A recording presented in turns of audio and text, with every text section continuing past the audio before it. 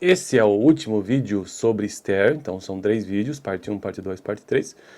E eu estou construindo uma playlist nesse canal sobre todos os personagens da Bíblia de A a Z. Eu já gravei diversos vídeos sobre todos os personagens que se iniciam com a letra A, B, C, D e atualmente estão na letra E.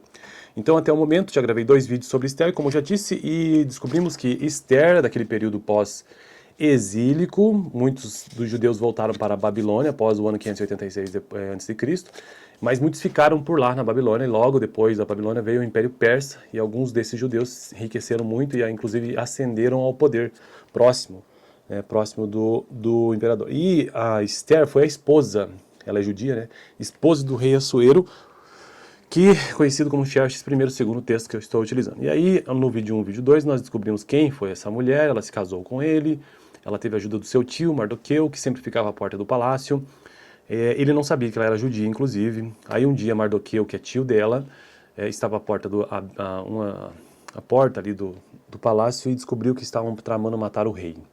E aí ele divulgou isso, né? E quem levou o crédito foi Amã. Só que esse Amã não gostava de Mardoqueu. Então, mais tarde, ele lançou um decreto, porque ele foi uma espécie de conselheiro superpoderoso do Império Persa, junto a esse rei Assuero. E aí, segundo a história bíblica, né, o relato bíblico. Então ele, toda vez ele emitia um decreto, uma ordem, vamos dizer assim, que todos deveriam se curvar diante dele. Mas Mardoqueu se negava a fazer isso, então por isso ele resolveu eliminar todos os judeus, não somente Mardoqueu. E aí ele tramou toda uma situação para eliminá-lo, né? Mas Mardoqueu contou isso a Esther, a sua sobrinha que era esposa do rei, e ela foi consultar o rei, que não podia, né? Tinha que pedir e tudo mais, mas não, ela resolveu arriscar e contou a ele o que estava acontecendo. Contou ou não, na verdade, no final ela contou, mas ela, deixa eu ver se eu acho o trecho do que ela faz aqui. Primeiro ela pede que todos os judeus orem por essa situação, né? Tá. Então ele recebeu ela de forma calorosa, o rei, né? E daí ela contou essa situação para o rei, e o rei então resolveu tomar alguma atitude. Mas o rei, quando foi consultar os seus escritos, descobriu que na verdade não foi Amã que descobriu aquele complô para matá-lo, mas sim Mardoqueu. E aí ele resolveu honrar. Só que nisso de honrar ele chegou pro Amã, seu conselheiro, e perguntou o que deveria ser feito a alguém que tivesse feito um grande favor ao rei. E ele, achando que era ele mesmo, né, o Amã achando que fosse para ele, sugeriu algumas coisas. Mas depois o imperador anunciou que, na verdade, a pessoa que deveria ser honrada era o tal do Mardoqueu. E aí ele ficou muito assustado, né?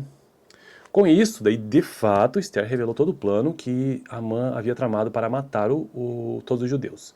E então, o rei ficou muito furioso, né? Isso tudo no vídeo 1, parte 2. E Amã, vendo que morreria, então buscou, né, Esther, suplicando para que ela ajudasse. Nisso, o rei viu um momento em que Amã estava aos pés de Esther e pareceu a ele que ele estava atacando a rainha. Por isso que ele resolveu então condená-lo, enviá-lo por uma forca que ele mesmo tinha feito para matar Mardoqueu. E nós vamos continuar a partir deste ponto.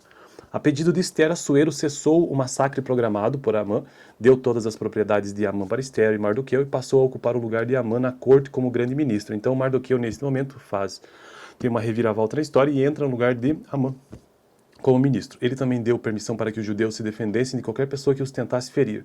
No dia originariamente escolhido para exterminar os judeus da Pérsia se levantaram e mataram todos os que estavam preparados para levar adiante o plano de Amã.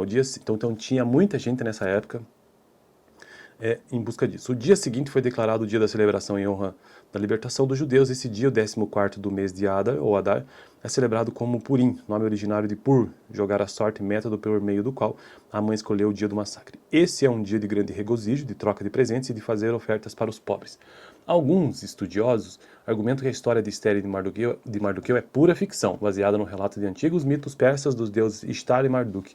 Observe a semelhança dos nomes. Pode ser, né? Esses deuses também eram primos e a história deles é semelhante à de Esther e Mardoqueu. Contudo, a maioria acredita que a exatidão dos detalhes culturais e sociais indica que o relato se baseia em fatos. Um fato paralelo interessante é que os livros de Esther e de Cântico dos Cânticos são os únicos livros da Bíblia que não mencionam o nome de Deus, pelo menos em sua primeira versão. Esses dois livros causaram muita controvérsia quando da determinação da lista de livros canônicos da Bíblia. Olha só, então Esther quase não entrou no cânone. Martinho Lutero recusou-se a traduzir o livro de Esther quando traduziu a Bíblia para o alemão, mas o grande rabino espanhol Maimônides dizia que o livro de Esther era o mais importante da Bíblia depois dos 5 livros da Torá. O livro de Esther tem sido uma fonte de encorajamento para os judeus perseguidos do mundo. Adolf Hitler baniu o livro e proibiu a celebração do Purim. Ele também decretou que era crime de pena capital, sem a possibilidade de julgamento, a posse do livro de Esther por cristãos ou judeus. Olha só, cara, que coisa louca, né, essa parte final aqui. Bom, então aqui finaliza a história de Esther em 3 partes. E o livro texto básico que eu estou utilizando no canal é este aqui, que está me ajudando nesta construção bem básica, bem iniciante mesmo, sobre todos os personagens da Bíblia de A a Z. Próximo vídeo, Estevão, que também precisarei gravar 2 vídeos, o texto é muito extenso, Estevão. E vídeo passado, parte 2 da história de Esther, vou deixar aqui no final. Valeu!